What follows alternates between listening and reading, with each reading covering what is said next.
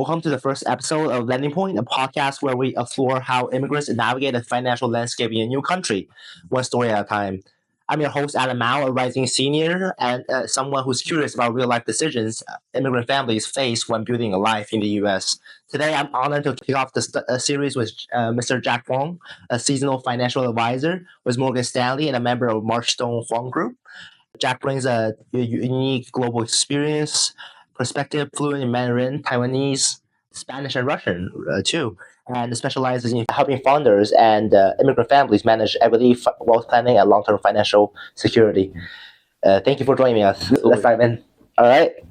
Okay, let's start with your personal story. What was your experience like immigrating from Taipei, and how did it shape your idea of success? What led you to wealth management, and what drew you to focus on equity conversations and founders? Sure, that's a simple question, but it's a big, long answer. So I was born and raised in Taiwan, Taipei. I came here when I was 12. I came here for 12 for school, right? So everyone else was coming over here for school. And since then, when I graduated from school, my goal is I got an internship here. I went to George Mason for finance. At first, I went there for school of management, the business school. And then after a year later, I found out that, I really like, finance, and that's the field I want to go into. So how did I came about to go into the business or finance in the industry is, so growing up here, after I graduated from high school, I was on my own. I worked in a restaurant, and I was working full time, and I went to school at the same time. And then I got an internship at Merrill Lynch.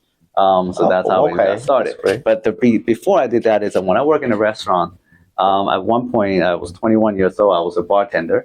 And I was working at a pretty high-end restaurant. So in the bar, you had a lot of businessmen that comes in, right, for drinks, happy hour, and whatnot. So I developed a good network.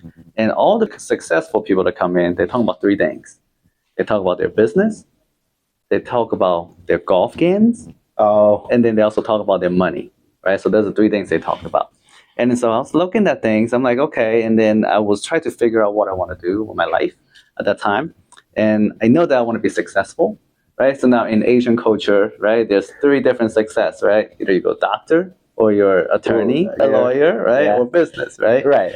So then I was like, well, if you take doctors, they all have a pager with them. So then they work overnight. They're always working, right? So when they need them, they have to be there at the hospitals, the time to the hospitals. That's too much work for me, too much time. I don't want that. I want to spend time when I want to spend my time. Talking about attorneys, then again, English is not my first language. So it's more challenging for me as I practice law. I'm like, okay, now let's scratch that. And then look at businessmen. And it's like those business guys, when they walk in, they come to the restaurants. They they order the most expensive drinks. They all make this food, and I was like, that's a pretty good lifestyle, and that's what I want to do. And then when they're talking about, and also when they're talking about investments, I'm like, so that's their passionate. So that's where I decided to go into finance, right? And then so I was at George Mason University, and on my third year there, I put my resume on the school's website. Within a week, I got contacted by Merrill Lynch. There's a group of Merrill Lynch folks in Reston. That's how I started my career. So I was an intern first. The intern was only supposed to last for the summer. At the end of the summer, they set me down. They said, Jack, would you be able to work all the way through you graduate from school? Oh, wow. It was a paid internship as well. So I was like, that's a pretty good deal. I'm like, all right, I'll do that. Basically a full job. Right. And so also at that time, I bought a house. I bought a condo with my money I earned from bartending. So my condo is actually across the street from the office, where it was perfect location. So then, as it turns out, so what I've been doing after that for 2 years, is every morning I have 3 sets of clothes in my car. In the morning, I'll dress up in suit, and I go to Merrill Lynch first, right, to my internship. Around noon or after lunchtime, I will leave. I will drive to George Mason to take a class. And at 5 o'clock or 6 o'clock, I rush back to Reston to work in the bar. And so some days I will have to wake up at 7 o'clock in the morning to go to internship. And the bar starts at 5, and I don't end until 3 or 4 o'clock in the morning. Oh. So that's a long day, right? And I do this in and out. And so fast forward, graduation time comes around. That was about 2007, 2008 period. So that's financial crisis, right? None of the finance industries are hiring. They're all firing people. right? Because financial crisis.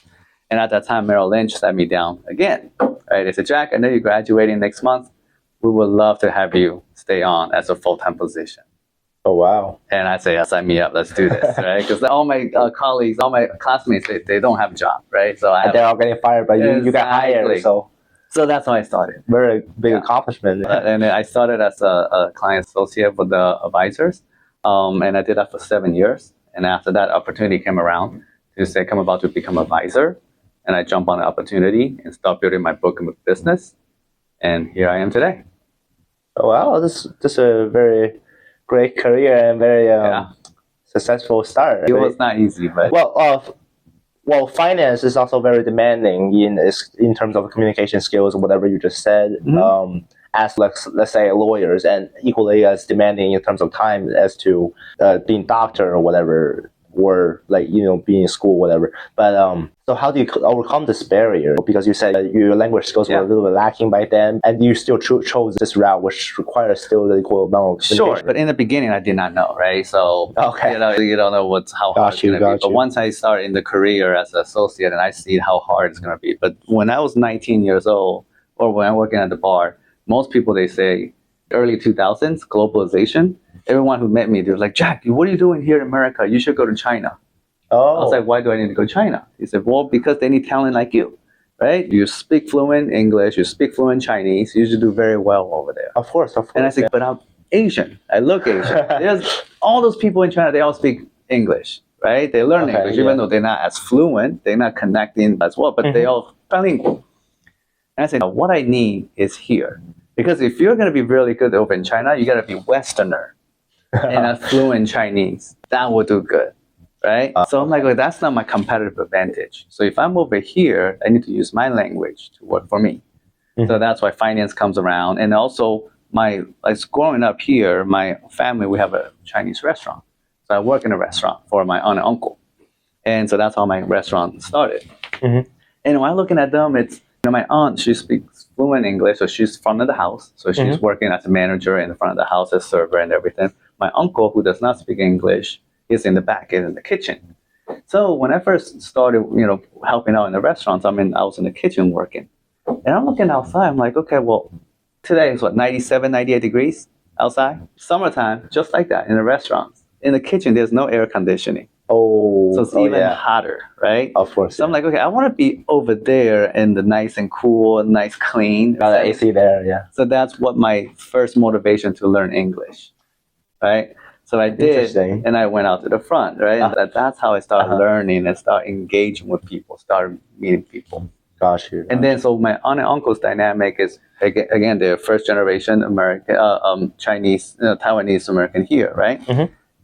So years ago, right about 2005, 2006, my aunt passed away. Son passed away. So my uncle's like, Jack, we're English now, so I need your help to find all these assets, their money, right, their wealth, because she's the one that handles all this money because she spoke English. And from what I found out, it's all of their money are tied up in banks, in CDs. No investments at all, right? And the reason why is that if you're an American immigrant here, if you don't speak English, how do you get up to this level in this building here, in this floor in my office? Pretty tough. Right. If you're driving down the street or you watch TV, all you see all day long, it's Bank of America, Wells Fargo, right? So then you go into those banks. When you walk into those banks, during that time, the bankers, they're not allowed to talk about investments at that time. Because the Glass-Steagall Act, there's a law that's come across. But then over the years, now it's a little bit more relaxed. Now they have that investment section in there. Yeah, okay. So that's when I'm like, well, and I sat down one day to look at all my options. I know I want to help people. I know I want to be in finance. And I see a niche, right, where I could use my language to help all the immigrants, not just Chinese Americans, but everyone here about educating. About knowledge, finance, investments, retirement planning, all sorts of things. And that's how I started. That's great. Yeah. So they're not even allowed to talk about investment suggestions outside. At that time, no. At that time, they only do CDs. But I mean, some of the banks we see right now today, they're more investment focused and whatever. Now they are. Because there's a law. It's called Glass-Steagall Act. Glass-Steagall Act. Back in 2019. from the Great Recession, Great Depression age, Yes. right? Because when you walk into a bank, if you want to deposit $1,000, and bankers, if they tell you, well, no, what you're doing is saving, you should put that into invest, and let's say put in the wrong investments, and if they lose the money, that's a liability. Got you.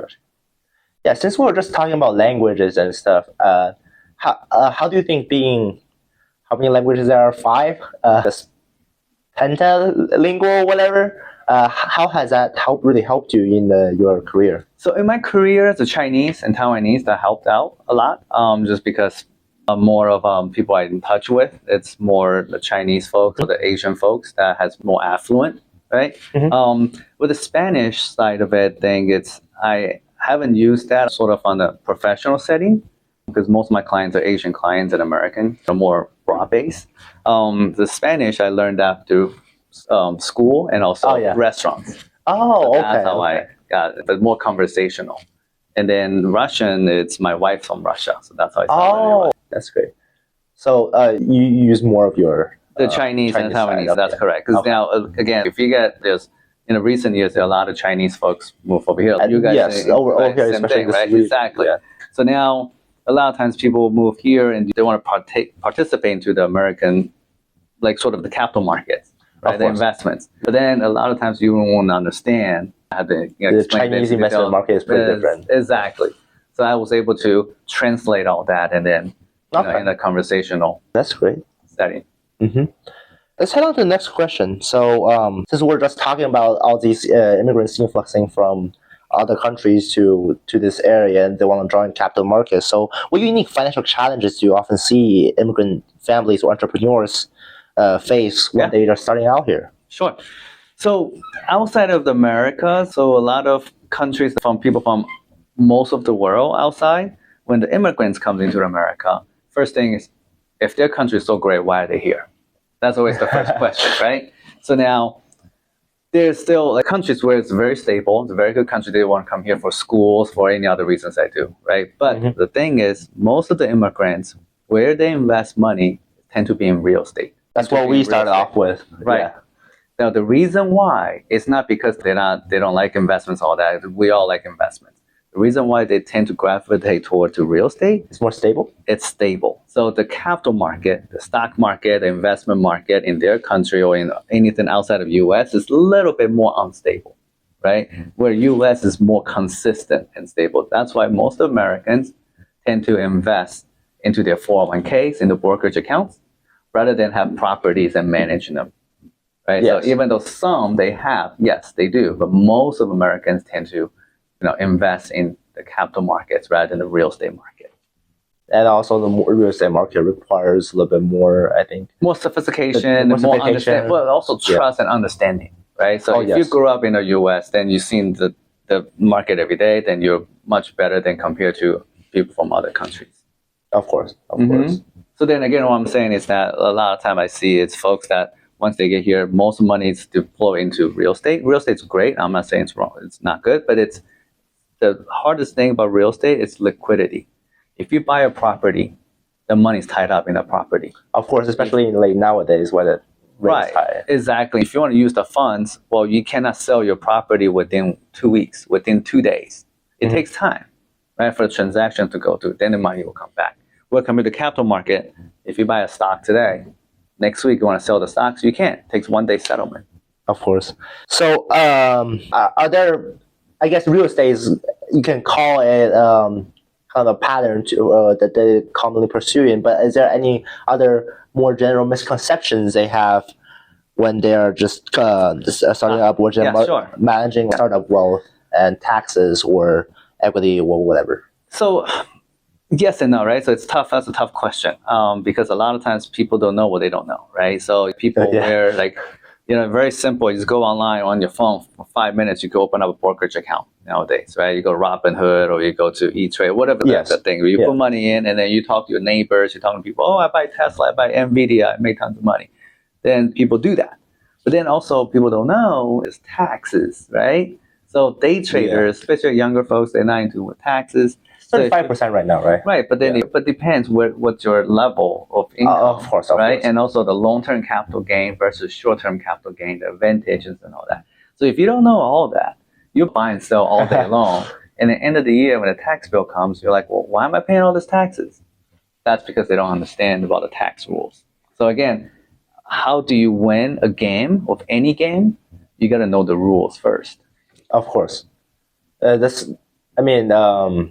Especially when they come in to invest in real estate, there's still the same tax stacks up. And, that's right. 35 exchange, right? Stuff like that. So you got to know all that before you get into it. So that's why it's always, but no, people always like to make money quick, right? Than doing their research, right? So most time people is always talking to their neighbors and their friends, and people say something like, "Oh, that sounds like a good opportunity," then they jump into it without doing their homework. But sometimes if everyone's saying it's a good opportunity, maybe try to step out of it. Exactly. Mm-hmm. In your view, does the immigrant mindset influence risk-taking in entrepreneurship or wealth planning? Let's say, are they willing to take more risk, less risk, or whatever? So risk, it's funny, right? It's when you questions like that, right? Because a lot of times everyone knows about risk, right? Mm-hmm. How much risk you want to take? If I talk to any clients, they say, well, I want to take the lowest amount of risk possible. I'm like, well, how much return you want to get? Maximum amount of return, right? Well, you cannot coexist. Exactly, right? So it's like, okay, I don't have a crystal ball. I can make magic happen, right? So, but then again, people always say, well, Jack, I have this the number amount of money I need to invest. Well, I put an investment strategy together and all that good stuff, right? Asset allocation and everything. And a client looked at it, oh, that sounds all good. And then they look at me, how much does this cost? What is management cost, right? People don't work for free, right? So especially the high risk ones, right? So there's a cost associated thing. So I tell them all the cost, and they looked at it. It's like, well, no, I'll do it on my own. So you do it on your own. So it's almost like when we talk about, we use this phrase all the time. It's like heart surgery, right? If you need a heart surgery, what do? Do you go look for the doctor, the best doctor in the world, or do you ask for a handyman? Or do you watch YouTube and then do your online research and operate on your own? Mm-hmm. But simple like that, right? So now if you're talking about people to manage their whole life asset, their whole net worth, their wealth, people still look for information online. They think they could do all that. There's some people, they get lucky. Yes, don't get me wrong. There's some people are doing that. But also we're coming out of still a very secular bull market, right? Since 2008, right? The market is still continue to grow, which is well. But then again, in the recent years or recent months, you also see the volatility. People lose a lot of money for it, right? Yeah. Again, so then it's like, well, they rather not pay that 1%, and they rather take a gamble their own wealth, which is kind of crazy. Well, the volatility has been pretty crazy recently. I was in a trading competition earlier this year. I had a 100% return 2 weeks, and then there's something NVIDIA related. It's not what they did, but Jack Huang said one phrase, I went down back to 0% in 2 days. So it just happens. It's pretty volatile. Volatile right now. So, but also I think the folks now, when we talk about, especially younger folks, where people talk, well, investors in general, right? So there's difference between trader and investor. Of course. Trader, they trade, right? They buy and sell all day long. It's for short term. Right. An investor, what do? You have a patience. You invest for the future. You invest for the long term. And investors tend to be buy and hold, right? Rather than buy in and out. So buy and hold is always going to be a better strategy than in and out. Even though you make big bucks, quick bucks in and out, but the future is unknown. We don't know what's going to happen. Although there's less taxes. Yes, exactly. So since we're just talking about long-term, short-term stuff, so how do you really help clients balance short-term financial needs like supporting family or student loans with a long-term goal like investing or retirement? Sure. So whatever we do here in my practice, what we do is we take in, so everyone has a need, right? So we build a goal, right? And then we'll see what client wants to achieve. Now, what we do is we put everything into our system where we have a Monte Carlo simulation type of thing. You run it through, you take all their assets, their holdings, and each accounts and everything we want to do. They add it into it, and I say, well, when do you want to retire? Or when do you want to buy that next house? When you want to buy the car? When you want to pay for the wedding? Whenever that you need to, the goal you want to achieve. And we run it through it. Right? So because Monte Carlo simulation, you take the past, like thousands of scenarios and project in the future. And then we take a look at it. Let's say if a client is 55 right now, he or she wants to retire at 65. And they want to pay for the kids' college, right? And also have a a beach house down the road. Of course. So we run the scenario all the way there, and then we also run it all the way. And then after that, when they retire, they want to live off $150,000 a year income in retirement, and then they live all the way to 92. So I run that scenario all the way to 92 to see if they have money left over. If that could support their lifestyle and what they want to achieve, then we reverse calculate back to see what type of investment that's suitable for the clients, right? If you don't do it like that, then it's almost just like don't come up with thin air, right? It's almost like, when I always tell clients, well, when do you want to retire? People, I don't know, 60, 65. Well, why is that number? Because you don't know. So there's studies showing that people retire for 3 different reasons. One is mentally. So basically, people are tired already because they've been working all their lives. And so I'm tired. I don't want to work anymore. That's mentally. That's one. The second one is financially. People look at it, I have enough money now that I could support myself with the nest egg I built for the rest of my life. So I don't need to work anymore.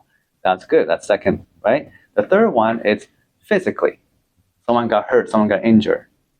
And they cannot perform anymore. So they have to force a retirement. Oh, yes. Right? Those are the 3 main reasons why people retire. Of course. Yeah. But always could be calculated, always the best.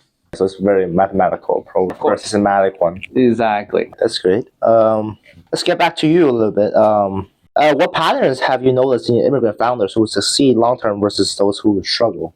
I would say that's a good one. And for everything, it's almost like be adaptable to the environment you're in. So what I'm saying is that adapt into the society. Of course. Adapt into America, right? So look at my life now compared to my aunt and uncle's life, right? Where they came here from Taiwan, and for 30, 40 years, they stay in that social circle, just Taiwanese. Of course, yeah. And all they do is just speak Chinese and Taiwanese, and they hang out with the same people every day. What's out there, they have no idea. Because they're not adapted to the American way. They're not adapted to the society. Where I saw them, I don't really want to do that. I want to have friends with everybody. And then I get to enjoy everything, enjoy the America that everyone wants to come here for. Right? If you take a look at a bunch of stuff, like even take a look at the movies from back in the days, right? People come over here from China years ago to San Francisco in their working class, right? They always been working. But then they never got out of that community. You come out, you get into the community, then you need to know about network, right? So you have developed good network of everybody. You understand how this building's being built. You understand how this town, how this county or country is being built. Once you just understand that, explore the lives out there, then you'll be able to adapt to the society. Then you'll be able to plug in. And that's going to be a lot more. And stay here or prosper. Right. And prosper, and not just financially, not just business, but everything, right? Your life and everything. Your like spiritual world and stuff. Yeah, but everything you plugged in, then you get to live to the fullest. You get to use all the things that are available to you compared to just be in that community. Have the limited relationship. Exactly. Yeah, I mean, from my personal story, I guess, I see this a lot, especially in school, whatever. We say school is a condensed community, a society, or even, and you see a lot of foreign international students sticking to their own circle, but and in the end, when they graduate, they have to go back to their, well, I won't say go back to their country or whatever, that sounds a little bit racist or whatever, but they end up staying in the community or society that they came from, or anything, because they don't have the networking outside. That's right, exactly. And the more people you're in touch, as the older that you get, you're gonna realize everything is not because of what you know, because who you know, right? Everything's about who you know. It's all about networking.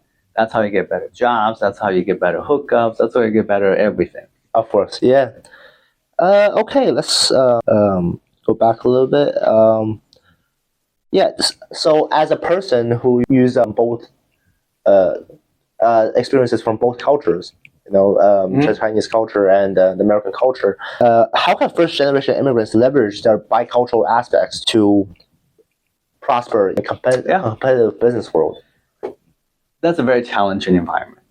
Yes. Asian culture, we're very obedient, right? So, and I learned that from the hard way. Yes. Right? Where Western culture, it's very competitive. Individualistic. Exactly. Yes. So years ago, I was involved with a volunteer for Taiwanese American Professionals Group in the DC chapter. And I was on the board and everything. So once in a while, we run this sort of like a professional session where we go in and we tell all the members, right, because they're young professionals, about how to negotiate salaries. right? That's a Okay. skill that very, very few Asians possess, right? Most of the times we go into a job interview, it's like the interviewer say, well, this is how much you're going to make. An Asian person take a look like, that's fantastic. I'll take the job, right? They have maybe 30% buffer. Right. Or- And we never go back and like, well, this is not good. I want, this is what I'm asking for. There's no negotiation, Yes. right?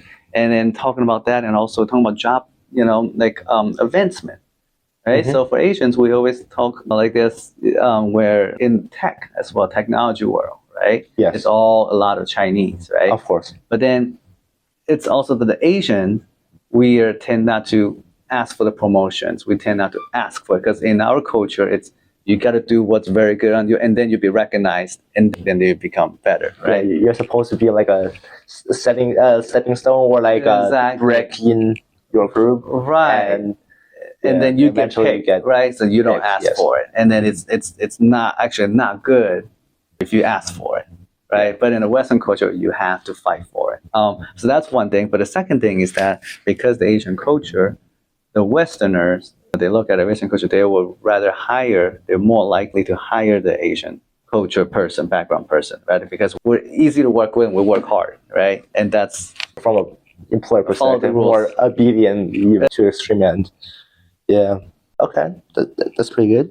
Let's close out with this. When you look back, what made you the proudest, not just in your career, but as someone who's built a life across two cultures, or even three, because your wife is Russian? Sure. I don't know, proudest. Looking back, I don't know. What I said earlier, adapt into the society, right? So now I enjoy life to the fullest compared to other immigrants, because my aunt and uncle, for instance, they never got the they have opportunity, they were here, right? But then they didn't have the opportunity to go out and enjoy. So enjoy hiking, right? Everyone knows you can just drive over the hike, but if you talk to the right person, they will tell you the best trail, what to do, and this and that, right? It's like anything.